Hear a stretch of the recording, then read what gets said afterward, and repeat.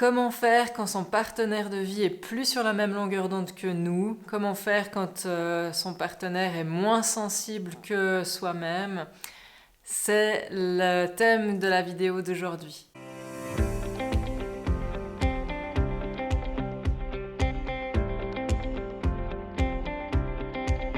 Assez régulièrement et aussi en séance privée, je reçois pas mal de personnes qui viennent pour parler de leur couple. Et c'est vrai que même avant même en fait qu'ils me parlent de leur couple, souvent dans la guidance, on me montre certaines choses à propos de leur couple.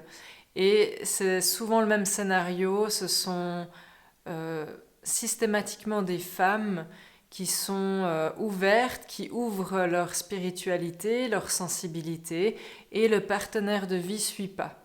Alors bien sûr, il peut y avoir, ça peut être l'inverse, ça peut être les hommes par rapport à leurs compagnes, mais souvent, je remarque que ce sont des femmes qui se sont pas écoutées pendant des années, qui tout à coup, l'âme a décidé que c'était vraiment le moment maintenant d'être vraiment soi-même. Il y a une espèce d'ouverture de cœur qui se fait, d'ouverture d'énergie en fait. On peut appeler ça un éveil ou pas, c'est égal, ça dépend du chemin de chacun. Mais en tout cas, il y a une ouverture qui se fait où vous pouvez plus être autre chose que vous-même. Sinon, vous vous sentez mal. Sinon, le corps peut-être qui flanche ou peut-être que mentalement c'est trop de surmenage. En tout cas, l'âme fait tout pour que vous puissiez vraiment être à votre place. Et qu'est-ce que ça implique? Eh ben, ça implique justement de se repositionner dans son royaume intérieur, dans sa souveraineté intérieure. Et bien le partenaire de vie qui partage à ce moment-là notre vie peut ne plus correspondre à qui l'on devient.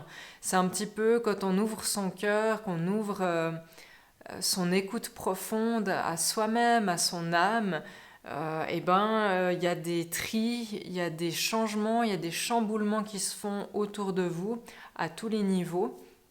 Je dis pas que tout le monde doit vivre ça arrive assez régulièrement qu'en tout cas on soit plus sur la même longueur d'onde avec notre entourage.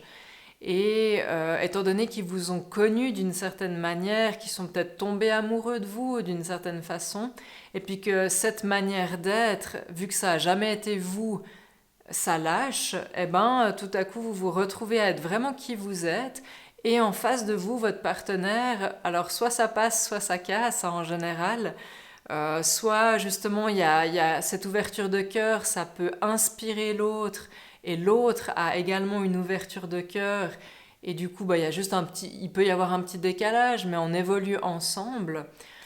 Mais dans la majorité des cas, en tout cas de ce que j'ai pu observer quand j'accompagnais des gens en séance privée, c'est que le partenaire en fait ne suit pas. Donc vous avez une ouverture de cœur, vous rendez compte que vous pouvez plus porter certains masques, que il y a des ouvertures de conscience au niveau de certaines illusions par rapport peut-être à votre travail, par rapport à des habitudes, par rapport à votre famille, votre belle famille, et vous êtes plus en accord avec tout ça, ce qui est normal vu que vous devenez vraiment vous-même.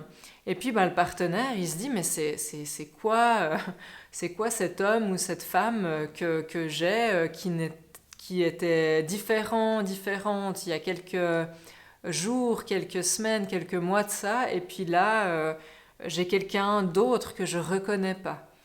Et c'est comme si on parle peut-être en charabia, on parle chinois pour l'autre parce que on commence à parler d'énergie, de vibration. Vu que vous permettez d'être sensible, ça implique peut-être que vous pouvez plus manger certaines nourritures, peut-être que vous pouvez plus aller tous les dimanches voir la belle famille. C'est quelque chose qui est plus en accord peut-être avec vous. Peut-être qu'il y a des autres habitudes, matérielles ou non, que vous ne pouvez plus accepter parce que justement ce n'est pas en lien avec vous, ce n'est plus en lien avec vous. et vous tentez tant bien que mal de vous respecter, de vous affirmer pour qui vous êtes. Et justement, ça chamboule votre quotidien et le partenaire, il comprend plus rien. Donc c'est vrai que ça peut devenir un peu problématique ce genre de situation parce que on peut très bien avoir beaucoup d'amour puis encore beaucoup de liens avec le partenaire, mais on sent que nous, je sais pas, il y a cette évolution qui se fait, il y a cette ouverture, et puis l'autre il n'arrive pas à suivre quoi. Et ça peut créer vraiment un décalage dans le couple. Je parle pas d'un petit décalage, hein, où quand on a des challenges, ça vient tout le temps. Y a pas, enfin ça c'est normal quoi. D'avoir des petits moments de repositionnement intérieur. Mais là, je parle vraiment d'un décalage qui fait que peut-être vous êtes avec la personne depuis des années, peut-être pas, mais souvent dans ce genre de cas que j'ai eu, c'était ça faisait plusieurs années que la personne était en couple, que elle n'a pas été celle qu'elle souhaitait être pendant plusieurs années, donc l'autre est tombé amoureux, si on veut bien, d'une illusion, mais elle n'a pas fait exprès, évidemment, parce que c'était juste qu'elle se mentait à elle-même, donc forcément qu'elle ment autour d'elle aussi.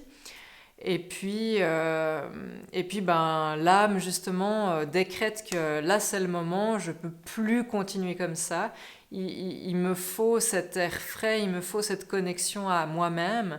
Et puis, justement, le partenaire qui peut-être ne veut pas évoluer ou ne choisit pas cette voie-là ou trouve ça ridicule de, de s'occuper de soi, d'aller écouter en profondeur des émotions, des intuitions. Et c'est vrai qu'on peut vite se sentir, pour l'autre personne qui est beaucoup plus ouverte, on peut se sentir pas compris, décalé avec l'autre, comme un étranger, comme une étrangère par rapport à l'autre. On peut se sentir pas soutenu aussi, parce que si l'autre nous comprend pas, et même s'il ferait l'effort de nous comprendre, s'il y a vraiment un trop grand décalage, ça peut ne pas suivre. Et en fait, cette vidéo, j'aimerais la faire parce que je pense qu'il y a beaucoup de gens qui vivent ça. Déjà pour vous dire que vous n'êtes pas seul. Et puis aussi pour vous donner la force de partir si vraiment vous êtes à un stade où c'est plus possible en fait pour vous. C'est comme si dans votre couple, vous devez vous auto-censurer, si dans votre couple, vous pouvez pas être pleinement vous-même, oubliez, ça va pas le faire, quoi. C'est vraiment se tirer une balle dans le pied, c'est s'auto-mutiler, et puis c'est pas faire du bien non plus à l'autre, puisque on tente tant bien que mal de coller des morceaux un peu de mensonges ou d'illusions, et puis on se dit non, mais je veux pas être trop moi-même, je, je vais temporiser, et puis je serai moi-même avec plutôt des amis ou à l'extérieur. Mais en fait, le couple, c'est l'extension de votre couple intérieur, hein. J'en ai parlé là par rapport au couple intérieur. C'est le couple sacré, je veux dire, c'est l'extension de l'union qu'il y a en vous. Et donc, si vous êtes avec quelqu'un qui ne peut pas vous soutenir, qui ne peut vraiment pas vous comprendre, qui est vraiment, enfin, il y a un mur quoi entre la personne et vous. C'est peut-être l'occasion de vous remettre en question par rapport à votre couple et peut-être voir l'autre plus comme, on va dire, un partenaire de vie qui vous a accompagné jusqu'à un certain moment. Et puis aujourd'hui, vous pouvez plus avancer ensemble dans le couple parce que vous continuez votre évolution et l'autre va rester peut-être là où il est par choix ou parce que voilà, comme je disais avant, il y a des gens qui trouvent ça débile de travailler sur eux, d'aller s'observer. Ils trouvent qu'il n'y a pas besoin de ça et puis ils restent dans un automatisme, dans une forme de vie plutôt robotisée. S'ils sont heureux comme ça, tant mieux, il n'y a aucun souci, hein, c'est pas un jugement.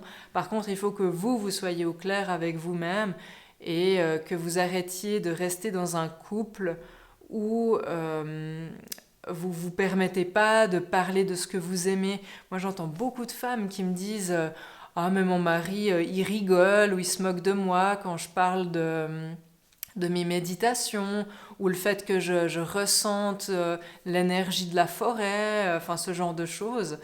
Euh, je pense sincèrement que si vous êtes dans un couple, la personne n'est pas obligée d'être d'accord avec vous. Ça, c'est pas un souci. Si pour la personne, ben, pour lui ou pour elle, il vous dit ouais, bon, ben, écoute, il n'y a pas de souci, va parler à ta forêt. Enfin, je veux dire, s'il y croit pas, c'est pas un souci. Mais par contre, de se moquer ou de pas soutenir l'autre dans son expérience, pour moi, c'est grave de rester en couple avec quelqu'un qui vous traite de cette façon.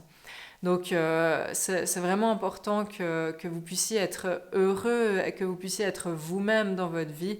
Et ça passe notamment par, des fois, devoir lâcher son partenaire parce que l'évolution qu'on fait, ça va beaucoup plus vite que l'autre et ça commence à créer vraiment un sillon, un, un détachement avec l'autre qui n'est plus possible.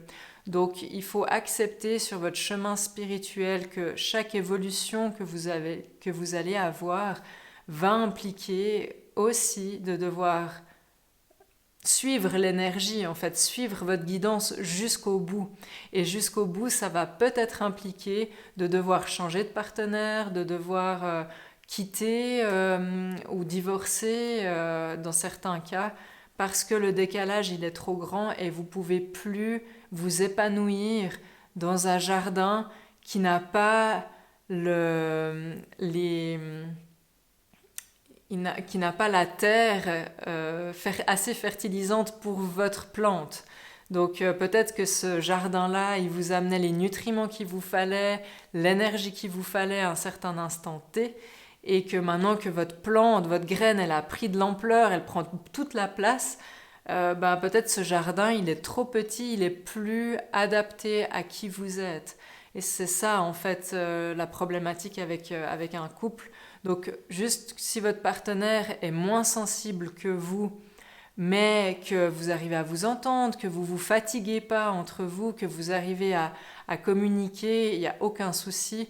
Mais si vous êtes dans un couple où vous avez l'impression que vous remontez l'énergie de l'autre tout le temps, parce que vous dégagez une certaine énergie et que vu qu'il y a un décalage, c'est comme si vous faites remonter l'énergie de l'autre personne avec qui vous êtes et que vous êtes fatigué parce que vous ne vous rendez pas compte, hein, ça c'est quelque chose qui se fait naturellement, et que vous êtes tout le temps fatigué quand vous êtes avec l'autre, que vous n'êtes pas soutenu, pas compris dans les expériences que vous faites au niveau spirituel, au niveau énergétique, alors dans ce cas, là, la sensibilité de l'autre qui est moindre peut vous nuire finalement dans votre évolution.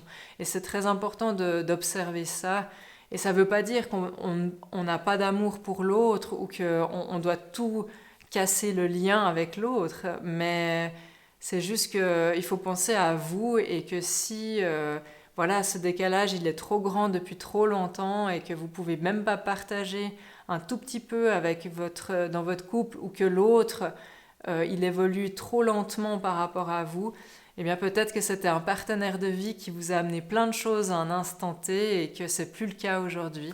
Donc écoutez-vous, soyez vraiment fidèle à vous-même et c'est ça qui va permettre cette liberté, cette ouverture de cœur, euh, contrairement au fait de devoir se forcer à rester parce que bon, l'autre est quand même gentil mais je suis quand même complètement crevée à chaque fois que je suis avec lui.